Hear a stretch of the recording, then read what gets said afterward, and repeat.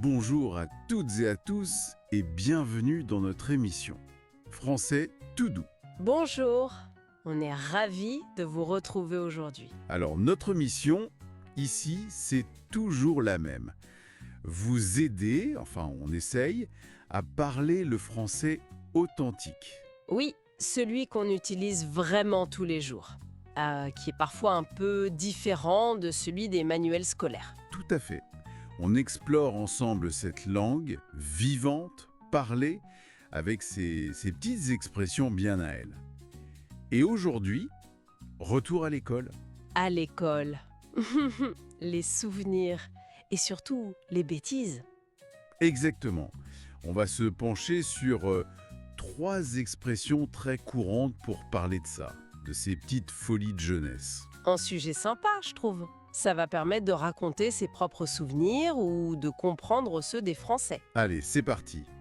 On commence avec un grand classique des salles de classe. Je parie que je sais laquelle. Vas-y. Faire du chahut.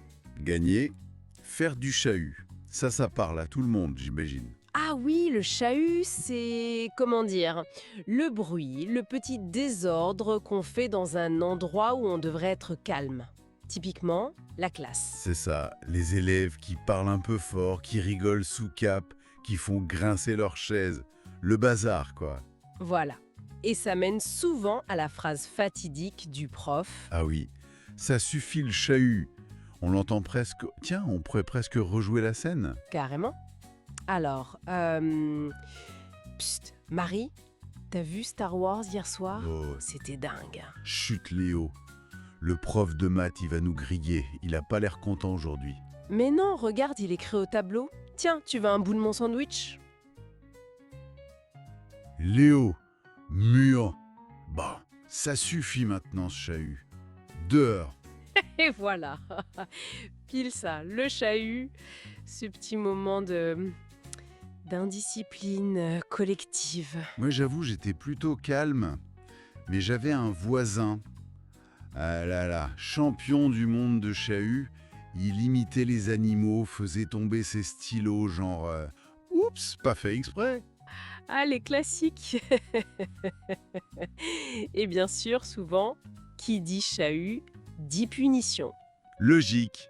Ce qui nous amène tout droit à la deuxième expression. La fameuse colle.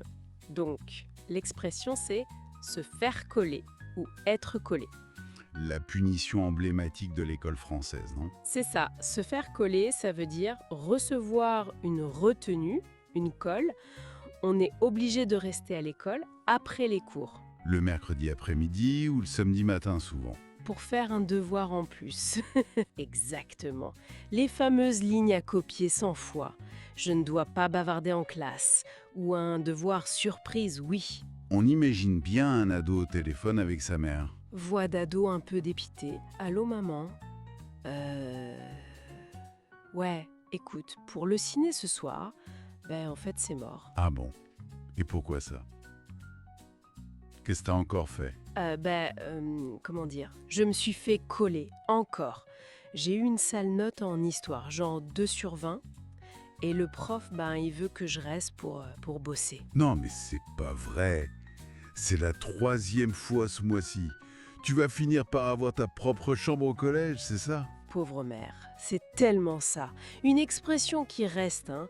Même adulte, on s'en souvient et on l'utilise pour évoquer cette période. Carrément.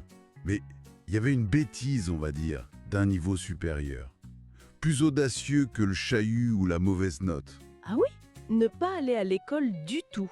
Exactement. Et ça, c'est... Faire l'école buissonnière. Oui, je la trouve jolie cette expression.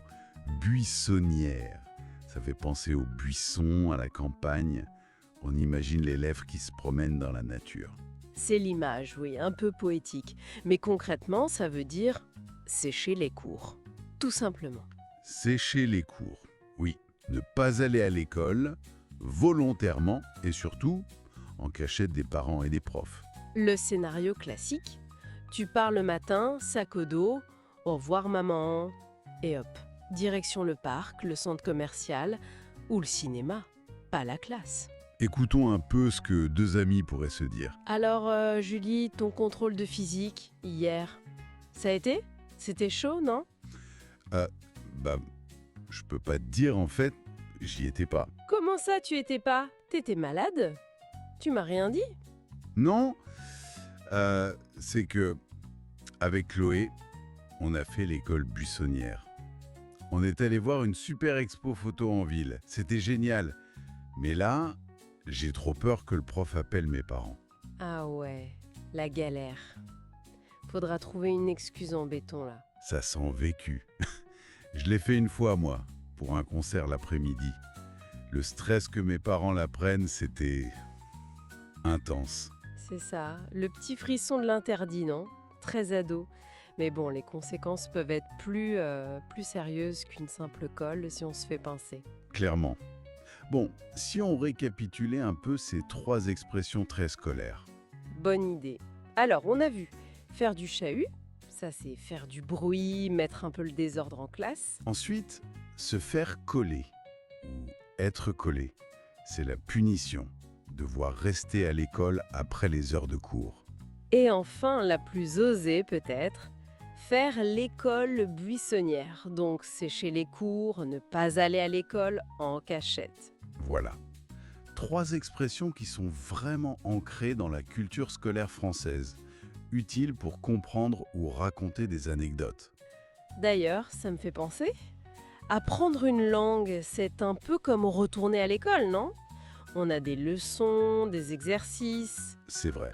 Et parfois, on pourrait être tenté De faire l'école buissonnière, de sauter une session d'études, de remettre à plus tard. Oui, la tentation est là.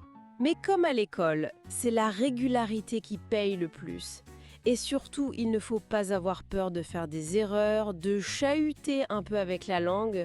Ça fait partie du jeu de l'apprentissage. C'est une belle façon de voir les choses. Merci beaucoup d'avoir partagé ces expressions et ces souvenirs avec nous. Avec plaisir.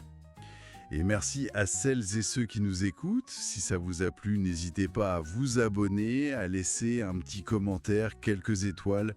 Ça nous encourage toujours. Oui, et surtout, amusez-vous avec le français. Essayez d'utiliser ces expressions. Racontez vos propres bêtises d'école si vous en avez. Mais bon, essayez de ne pas trop faire l'école buissonnière avec vos cours de français, hein. Promis. À très bientôt sur Français tout doux. Salut!